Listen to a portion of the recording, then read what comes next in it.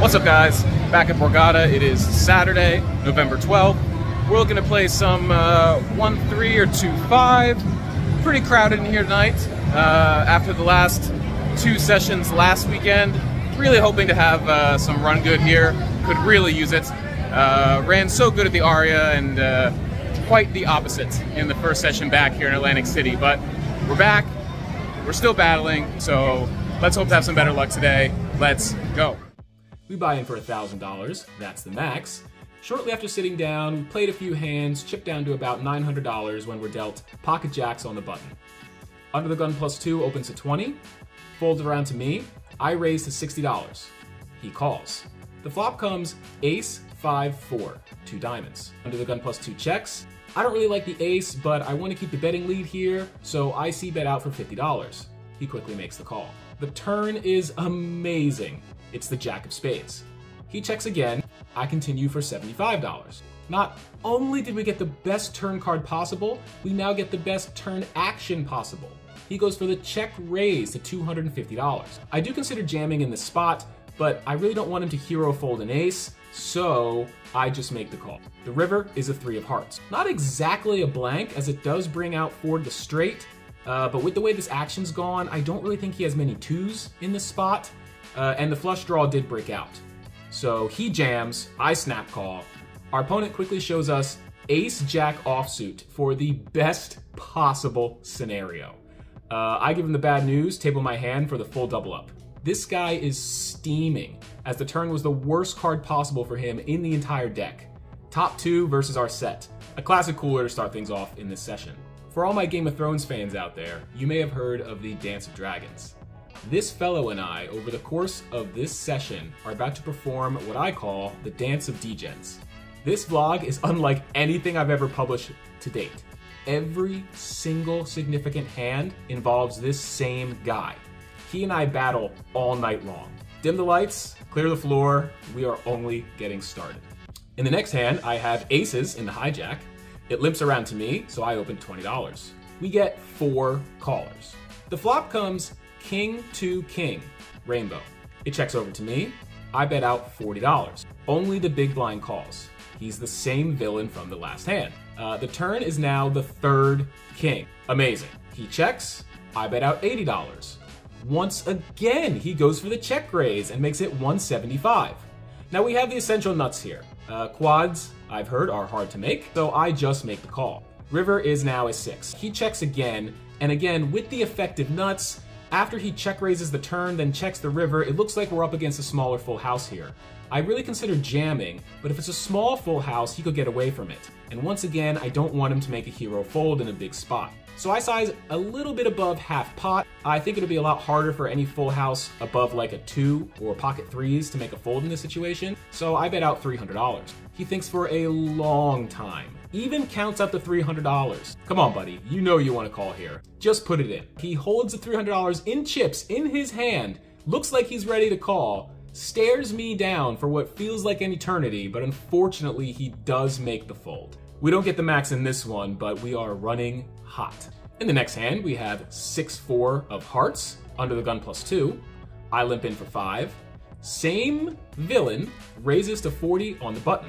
The big blind calls, and I'm just running so well, to be honest, they're small suited connectors. I decide to get in there, I make a bit of a loose call. We're 3 ways to a flop of king, 4, deuce, 2 hearts. It checks to the main villain. He bets out 60. The big blind folds. We have a very solid combo draw here. Any heart, any 3 gives us the best hand most likely. I make the call. Turn is another 2, 2 of spades. The action goes check, check. The river is the 8 of spades. He checks again. I consider bluffing in this spot, as there's actually a decent chance we're good with just the 4. But there's really no need to bloat this pot up. If we are good with just the 4, we can just take our value to showdown. So I check it back, and our opponent turns over pocket 5s. So a bet actually may have worked in this spot, but after beating this guy already in 2 big pots to start the day, I'll let him have this small one. In our next hand, we have jacks on the button, again, hell yes. There are 2 limpers, I raise it to 20. Only my buddy from literally every hand makes the call. The flop comes 6-4 deuce, 2 hearts. He checks, I c-bet out for $20. He makes the call. Turn is now the king of spades. He checks again, I bet out $50. He calls. Turn is now the 2 of clubs. He checks. After the turn call, I really don't think I want to put any more money into this spot, as he could absolutely have floated the flop with a king, or stuck around with a stubborn 2. All the draws missed, so I'm really not getting called there. So I decide to check it back, show the jacks, and he mucks. This dude absolutely loves to battle with me, and I'm okay with it. Getting jacks on the button twice is nice, but what's even better is aces on the button. We're dealt pocket aces, and under the gun +2 opens to 20. Middle position now raises to 75.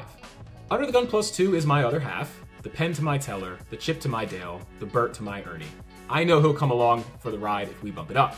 So I 4-bet to $150. As expected, Bert makes the call, as does middle position. We are 3 ways to a flop of Jack, 10, 6, rainbow. It checks to me. I continue for a size of $250. Our best friend in the world folds, which is shocking. However, middle position does make the call. We are heads up. The turn is now the King of Hearts. It's a bad card. Now we're losing to kings, ace queen, king jack, a lot of card combos that middle position may have in the spot. But it's a scary board. I really don't want to allow another free card to peel off here in case we are ahead. I jam for his remaining stack, which is only about another 300 or so, and I'm actually surprised at the result. He folds. He snap folds. Really, he's getting 4-1 on a call here, so he must have been pretty weak. We scoop a nice pot here with the bullets, but don't get off this ride because the train is not stopping here. In the next hand, we have 7-6 offsuit in the big blind. You may be asking yourself, why is 7-6 offsuit being included in this vlog? Well, there's a straddle to 10 with 3 callers, and in the big blind, for only $5 more, I decide to toss it in. The straddler checks. We are 5 ways to a flop of ace, 7, 6, 2 spades. It checks around. All right, not exactly what I wanted to see here when we're trapping with the bottom 2 pair, but the turn more than makes up for it with the 7 of hearts. Incredible. I don't know if I've ever run this good in my life. I'd love for someone behind me to initiate the action so I can check raise. I check again. This plan backfires worse than my father's old Ford F-150, and it checks around again.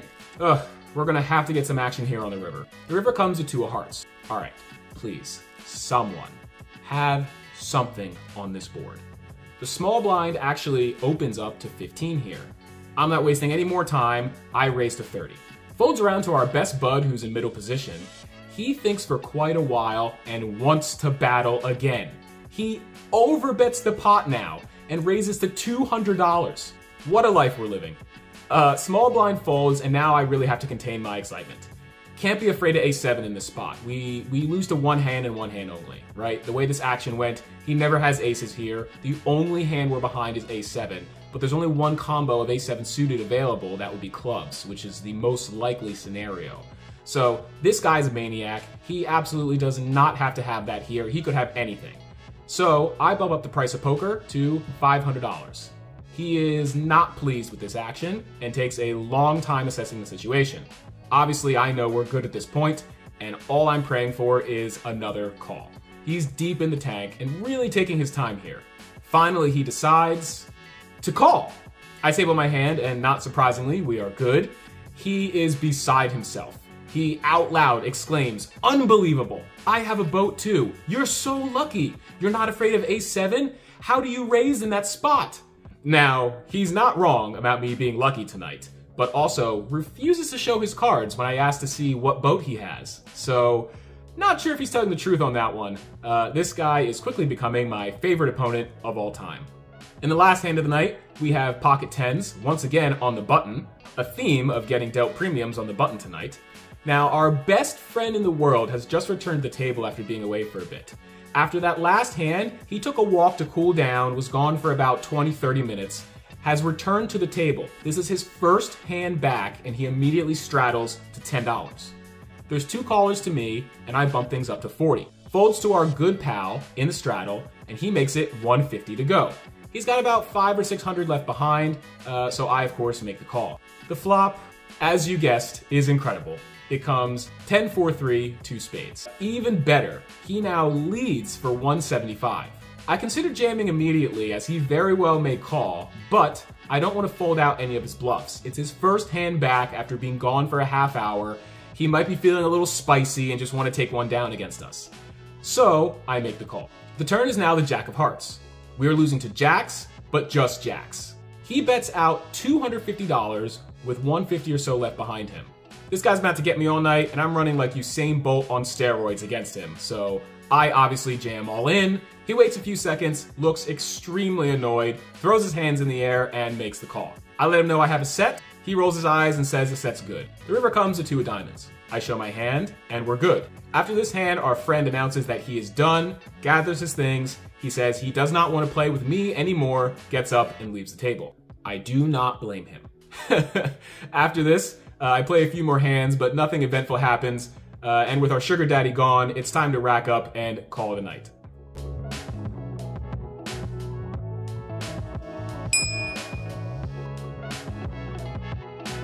What's up, guys? Just got back home from that session. Wanted to record while it was all still fresh in my memory. That is the best I've ever run in a short amount of time. That was pretty crazy. I just hit everything and held. The set of jacks, the set of tens, that big hand with the aces. Got aces 3 times in 2 hours. Once back to back. It was nuts. It was, whew, super pumped. Still, like, just feeling the rush of that win. I really don't play that big of stakes. You know, I'm still only a 1-3, 2-5 guy. Never played higher than 2-5, so winning 3 buy-ins, winning 3,000 in one session is pretty awesome. This came at a really good time, especially after the previous weekend getting killed back-to-back days, losing 1,000 and 1,500. So covered last weekend, plus made an additional 500. This feels amazing. Very happy. That guy, man, he just wanted to battle with me all night. You guys ever play against someone who just really you feel like is out to get you? That's what this guy was, and he just, ever since that first hand with the jacks, when he had ace jack, he was just pissed. He just wanted to be...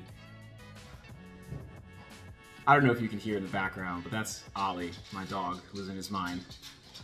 I came home, I was gone for most of the day, had a wedding earlier in the day, and then came home, changed, walked him real quick, went out to play poker, so he spent a lot of the day by himself, so I came home, gave him a treat, and he loses his mind for treats. So, anyway, yeah, that guy just, man, what a gift. So, listen, my advice, if you're ever in a situation like that, play as many pots as you can against a villain like that. When people just want to get involved with you, when they want to get involved light. I mean, the ace-jack versus jacks, I was just really lucky in that situation. But a lot of the other hands he never showed. I really doubt he had a boat in the 6-7 hand. I mean, what other boats are available? Pocket sixes? You're telling me you flop a set of sixes 5 ways, checked it all the way down, didn't put money until the river? If he had 7-2, I mean, that's what he gets for playing 7-2. Shouldn't really be complaining about losing in that situation. He clearly didn't have ace-7, so, I mean, maybe he had pocket 2s. That's possible. He could have had pocket 2s in that situation and just rivered the 2. That would have been incredible, but the fact that he didn't show, I don't know if I believe him. I really think he was just calling me light. Maybe he had a flush there at the end and just didn't believe me. When you have a chance to play against these guys, you have to take it. I mean, this is what we sit for. When I first went in tonight, I honestly only had 1 buy-in for 2-5. I was going to play 1-3. I showed up with only $1,000 with the intention to play 1-3, to play a little bit nitty, not get too crazy after last weekend, wanted to build the bankroll up a little bit. But when I first showed up, there wasn't a 1-3 seat available. There was a 2-5, and the table looked good. 1 buy-in, and I went for it. Really, really glad I did. So sometimes you just got to go for it. You got to believe in yourself, and sometimes it'll work out. Sometimes you'll run good. So anyway, hope you guys enjoyed this episode. Don't know if I'll film another outro upstairs later or not. If not, please like, subscribe, comment. It means so much to me. I really love the interactions that I have with you guys. Totals, if I haven't mentioned them already, in for 1,000, out for 4,045. So, biggest win ever. Really, really pumped. Thank you guys so much for the support, and till next time.